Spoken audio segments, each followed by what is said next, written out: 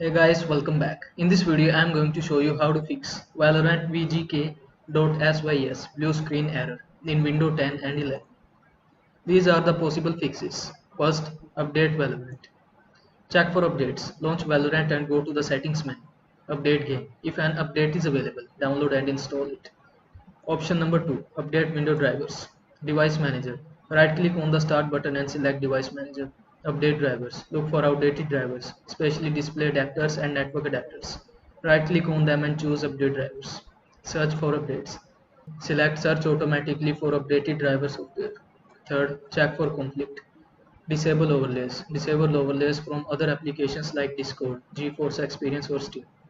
These can interfere with Valorant. Uninstall conflicting software if overlays don't resolve the issue. Try uninstalling any recently installed software that might be causing conflict. So I hope this video was helpful to you. Make sure to like this video and subscribe to my channel for more this type of content. Thanks for watching.